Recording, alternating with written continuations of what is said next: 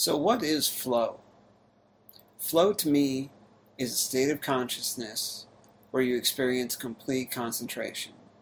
You forget all the stress in the world and you just key in on what you're doing.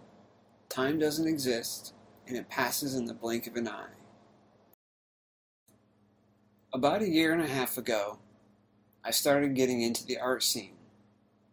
It started with letters and graffiti, and it turned into sketches, and then into planned out drawings.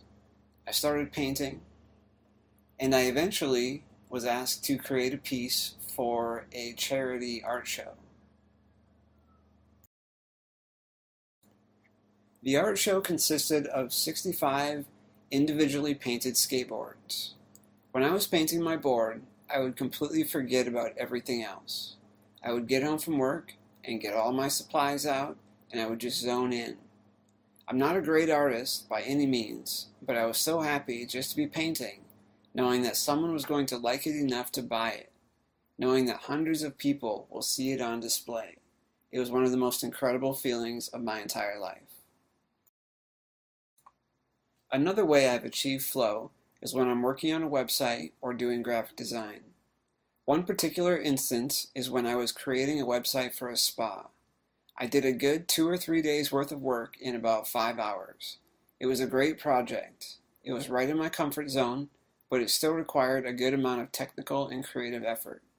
Everything just seemed to go the right way. I got to work and the day was over in a flash. How can flow increase happiness in your life? We all have problems. It's part of life, and when you can experience flow, you forget all about those problems, even if just for a little while. When you live with stress, you become unhappy, and when you're unhappy, you tend not to play. The key to living healthy, successful, and happy lives is to deal with the stress before it destroys you. Being able to get rid of that stress and gain flow is invaluable to being happy. When trying to achieve flow, I tend to be my own worst enemy. When a project seems overwhelming, I will never get into flow.